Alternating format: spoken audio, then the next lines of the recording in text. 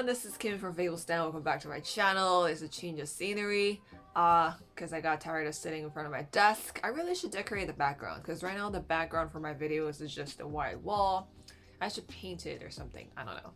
But yeah, in this video I want to share with you my top 5 decks for shadow working, and these 5 decks are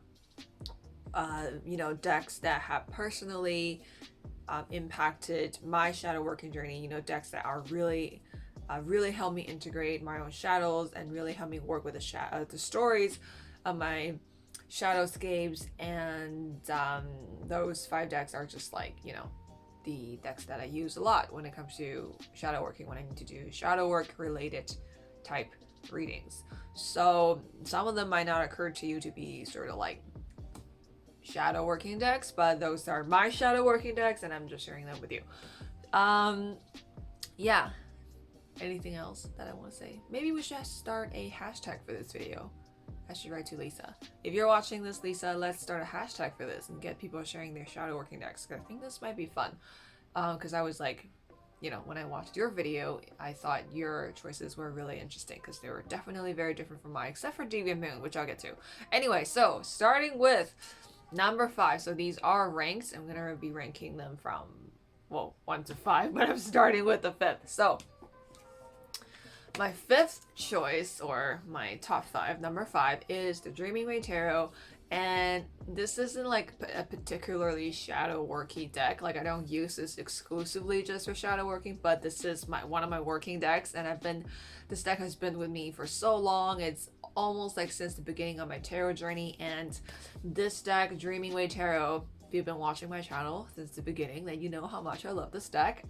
It's my soul deck. Well, actually, it's not one of my soul decks. My main soul deck is obviously Way of the PANDA Tarot, and I did not include that deck in this lineup because I thought that would be kind of be cheating, because it's my own deck. Obviously, like anything personal or anything that I need to ask, it'll speak to me the most because I made it. So I didn't include Way of the PANDA Tarot in this lineup, but that is my top deck for everything. But yeah, so this is the 5th pick, and just because it's my working deck, it's one of my soul decks, and I use this for all kinds of questions: shadow working, inner child working, career, relationship, personal growth, productivity, like anything. So picking this is simply just because I love this deck so much and I ask all kinds of questions, and it is one of my working decks. So top 5. And yeah, I just really love how whimsical it is. I love the Victorian fairy tale-esque hipster fashion in this deck, and it's just like very uplifting, and it's just like, yes, picking it simply because it is like one of my main working decks. So that's that's my number 5. So number 4 is the Enchanted Map Oracle by Colette Baron-Reid. And I just love the metaphors and the language inside this deck. I love how all the cards kind of is built on this extended metaphor of a journey. That's why you have this enchanted map to guide you, and seeing life as a journey and using the different, I wouldn't say terminologies or motifs that are associated with the journey, such as the compass, the map, different types of weather, different types of landscape that you encounter during this journey, such as the mountains. And this deck has like all of those motifs that I really love. I can just quickly show you. I trimmed it so it's not like, the hideous borders are gone. I recommend trimming all Colette Baron-Reid decks. It's just very refreshing. It also has like creatures that you might encounter during your journey, like goblins. Like, this is a great shadow work card. I'm glad this is kind of on the top, since that's kind of what we're talking about. But yeah, I'm picking this deck as my number 4 just because like I said, journey as a metaphor / motif it just speaks to me so deeply and so well. I find that tapping into this metaphor and this kind of symbolic landscape of having different aspects of the journey metaphor, it kind of just sort of manifest it into like individual cards. I think it's just easy symbolism for me to work with, just because I resonate with that symbolism so much. So when you translate that to shadow working, it's just very easy to connect with the images and what the messages are trying to come through. It's almost like encouraging in the sense that when you're shadow working, when you're facing uncomfortable parts of yourself, when you're facing, when you're confronting the shadow aspect of yourself, when you're seeking to integrate those aspects of yourself, kind of tapping into the journey metaphor, just at least for me, reminds me that this is all part of the journey. It's not, it's not, it's kind of like, it's not like do or die. This is just part of the process, and this is just kind of part of your adventure of becoming the next best version of you. This is just your journey of becoming. This is just a pit stop. This is just a stop. So I love tapping into the journey metaphor, and honestly, not just for shadow working, for any kind of questions that I do, because I just like to talk about life as a journey, as an adventure, using maps to guide you, etc. So that's kind of just like, you know, just I guess it's not really just a shadow working thing. But so I suppose these two, like number 5 and number 4, just because like I think they're just my favorite decks for any kind of question. But you know, I do shadow work pretty regularly, so it's kind of like, it's not like a single out thing that I choose to do, but it's just something that I do regularly as part of my spiritual journey and personal development repertoire. I don't know. So I guess yeah, that's my number 4. Number 3 is the Hidden Tarot of the Hidden Realm, and this is truly a very special deck. At first, I wasn't really into this deck just because I thought the cards are very portraity. By portraiting, I mean like every single card you kind of get like a zoomed in. It looks like a portrait, right? It's kind of like a depiction of a fairy or someone from the fae, of the, you know, from the hidden realm, and they're just kind of like staring at you. It's like a portrait. There's not a lot of landscape. There's not a lot of interaction with the environment. So the lighting is kind of like shifting. So you see there like another human or human-ish figure, another portrait. So in the beginning, I really wasn't drawn to this deck because I kind of wanted more environment. I wanted more depiction of the things around them, of what they're doing, and maybe more creatures, etc. Why is the lighting flickering? Oh my god.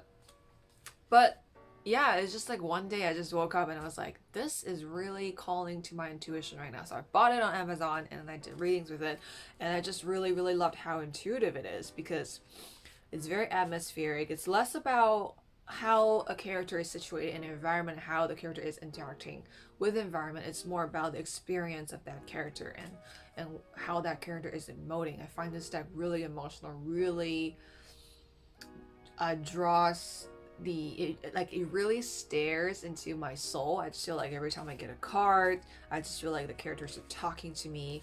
They're just directly sort of like, it's either like they're talking to me, they have a message for me, they have an emotion that they're trying to convey, emotion that's mirroring my own, or I'm witnessing a moment that that is occurring or happening within me, and that I get to kind of witness it through the proxy that is this character in front of me.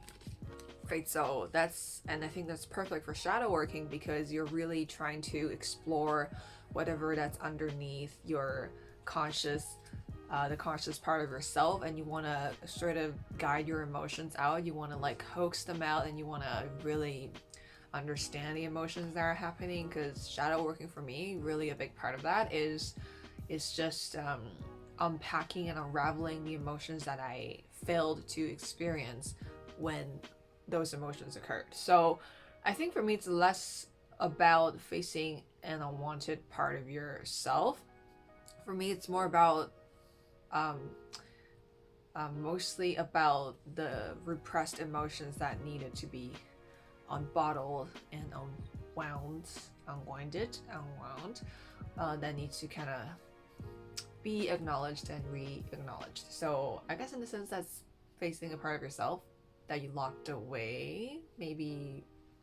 Yeah, but for mostly it's like, for me, it's like a lot to do with like, you know, just understanding my own emotional narratives and whatever that's lurking underneath. So I find this like, this deck just really like, it just stares right into my soul. Like it really is just, it's like having a conversation with these characters from the hidden realm, of these, you know, fairies from a hidden realm, but they also represent parts of myself. So it's kind of like having a conversation with myself in a really deep, intuitive, and distilled manner. So this is my number 3 shadow work deck, and I just like, when I really want a deep introspective conversation between me and the fairies, or just me, myself, and I pulled this deck because this is just like, it has so much to say, like in such a deep, quiet, and wise way. So this is my number 3, just putting it away. I recommend this deck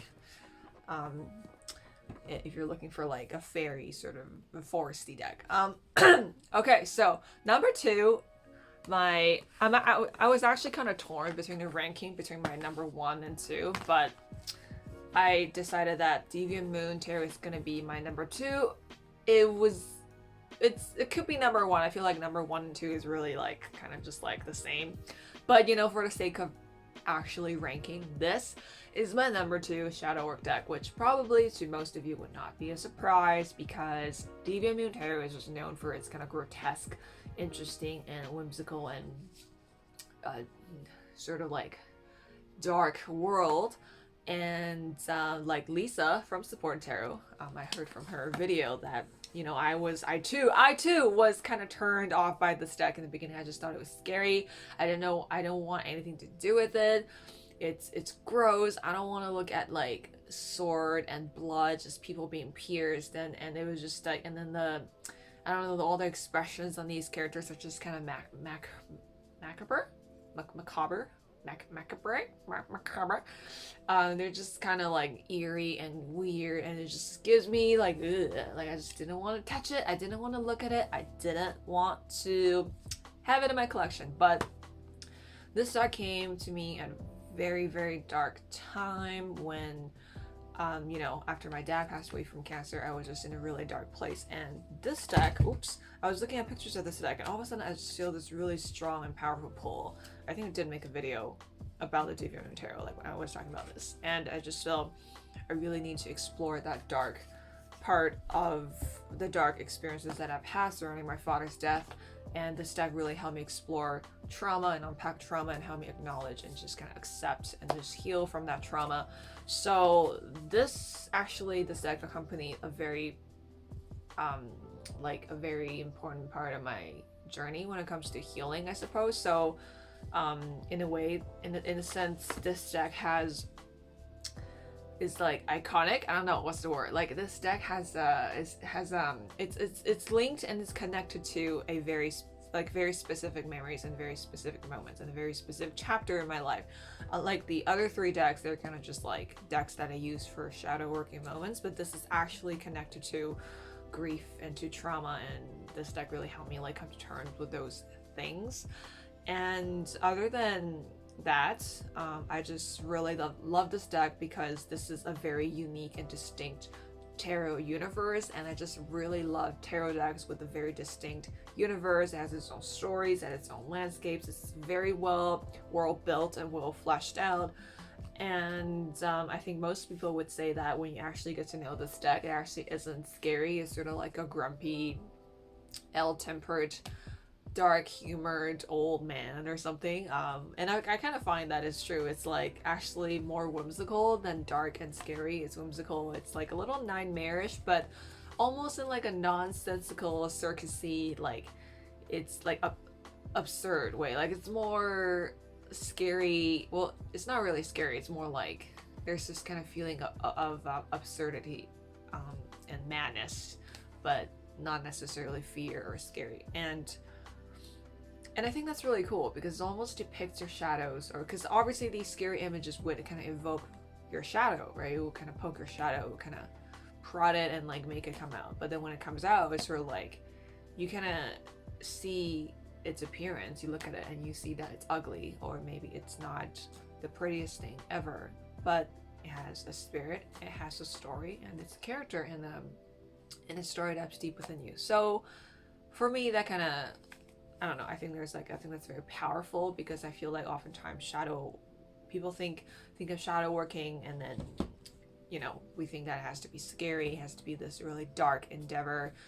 We need to face the monsters within us, but it could just be like a really peaceful conversation and a peaceful reckoning of the darkness within you. It doesn't need to be violent. So I think this is kind of like what this deck did for me. It kind of allowed me to look at some of the darker emotions that I had to experience, and from a more neutral perspective, from a more compassionate perspective, and allow me to heal from a lot of the dark shit that I went through. So that's why it is number 2. So number 1, I think I picked it. Well, first of all, I would tell you what it is. It's the Phantasmagoric Theater Tarot. It's another quirky, whimsical deck that's very, very well world built. You know, the world building of this deck is just like off the charts, just like Deviant Moon. And I picked this deck to be my number 1. Again, this could be like easily 1 or 2, you know, same ranking as Deviant Moon. And this also had, like the Deviant Moon, has a very special place in my memory. It's associated with very specific memories, a very specific instance, a very specific shadow thing that I had to work through. And this really helped me work through some of the, I would call, the creative oppression that I went through during my you know, parts of my education growing up. I just feel like a big part of my creative identity was murdered by this person in my past, and this really helped me come to terms with, like, this deck really helped me forgive. It really helped me forgive some of the things that I had to endure that wasn't really my fault and that I didn't really understand when I was a child. So in some sense it was like inner child / shadow working, but this deck really helped me with forgiveness. And yeah, like Deviant Moon is really associated with my grieving and my trauma, and this is really associated with forgiveness, like forgiving others and forgiving myself. And because this deck is called Phantasmagoric Theater, and the motif of theater and that life is a play, and that we're all actors and actresses on stage acting out our stories, and we're given a script or whatever. I think that's a very potent and a powerful metaphor when it comes to forgiveness, because when I personally use this deck, I just feel like I'm able to look at the stories and I'm able to look at my experiences as a play on a stage. I'm able to kind of distance myself from it. I'm able to kind of really understand why it happens, how it happens. I can really remove myself from that memory and remove myself from the situation that I remember. I really look at it from a more neutral and peaceful perspective, and also just look at a perspective that I have now, because obviously when I was a child I was less protected, I was less confident, I was less assertive, I didn't really know what was going on, but as an adult, obviously I can be protective of my inner child. I could understand what was really in my best interest at the time. When I was a kid, I could advocate for myself, even though what's done is done, you know what I mean? I can look at that story, I could kind of re-experience it in a more empowering way through the Phantasmagoric Theater Tarot, you know, through the idea of theater having messages and stories and memories and emotions being represented by characters on stage, or just the idea of like me sitting in an audience looking at a memory, examining a memory, unpacking a memory as if it's a play happening on stage, and I'm like removed from that story. And that helps me with forgiveness, because once you remove yourself from a situation, you kind of just understand it as a story that happened. It was just something that happened. This is something I experienced, and it helps you, I think, especially when you're dealing with someone who has kind of caused those damages, and it really gives you like an elevated perspective and a more compassionate perspective on why that person might be doing this. And because I don't believe anyone is truly evil. I think a lot of times it's just like they have their own shadows as well. I didn't really understand how to not project their own need to not project their shadows onto like a child or someone else, or someone in a relationship with them, or something like that. So yeah, this deck really helped me come to terms with that. I think anytime when I just feel like I'm so involved in, like when I'm so intensely involved in an emotion that I can't seem to snap myself out of it, I pull this deck, the Phantasmagoric Theater Tarot, and then I'll just like put that story on a stage and just like see it as a play, and then just experience it from a more neutral and outside perspective, and just kind of gain clarity and I'm able to release stuff. I'm able to kind of just let things go and just have a chiller perspective and just release all the emotions that are really attached. Because like, speaking of attached, sometimes I just feel like sometimes you know that it's a play happening on a stage, you know it's theater, you know this is gone, that this is just a story that you're witnessing, but sometimes you just can't help like wiggling your fingers and trying to be the puppeteer. It's like we can't forgive and we hold on to things because we still try to change it, like deep, even though we know logically that it is done, what's done is done, but emotionally we want it to change it. We want it to we wish that it happened in a different way. We want to go back in time and stop that from happening, or we want to go back in time and have a different reaction. And I think the reason why we can't let go of a lot of things is because we wanted to have a different reaction. We wanted it to have it happen like differently. And this is a great deck if you want to like come to terms with that sentiment, I suppose, because it just helps you see that this is a play. The story has already been written. It's done. It's happened. You as the audience, you can only look at it and just have your own opinions about it, and then you move on. You leave the theater and you go live. You go start the next chapter, or you go write a different play, because this play is already done. It's already been put on, so you can't. There's nothing you can do. So what can you do now, as an outsider looking back? So yeah, that's why this is like my top one, and I think I ultimately put this as my number one because this was something I had to deal with throughout a big part of my childhood. I struggled with this like for a decade. It was just like a lot to unwind, like all the damages that have been done in the past, and it wasn't just one person. It was just like a lot of different things that really attacked and damaged my creative sense of self and my creative confidence when it comes to like expressing my voice and, you know, writing stories or creating images or whatever, you know, that is truly in alignment with what I wanted to say. There's a lot to deal with, and this deck really helped me with that. And this has you know, obviously a special place in my heart as well. This really helped me with trauma and grieving and the post grieving anxiety and dark stuff related to death and mortality. So these two definitely are like my top two, and yeah, just because of the impact that they have had in my life. And then yeah, my other three, these are just kind of like my regular shadow working buddies: Dreaming Way, Tarot of the Hidden Realm, and Enchanted Map, and of course my own Way of the Panda Tarot. And it's right there, and I won't include it in this list because that will be cheating, but obviously I will ask anything. I'll ask the pandas anything, so I guess that's number 0 because it's the cosmic default. I don't know. So yeah, those are my top 5 shadow working decks, or my top 5 decks for shadow work. And let me know in the comments below if you have worked with any of these decks, or what do you feel, how do you feel about these decks, and what are your personal favorites, or better yet, make a video and share it with the world. And let's start a conversation in the tarot community. So I think that's it. Until next time, see ya, and keep calm and panda on. Hooah!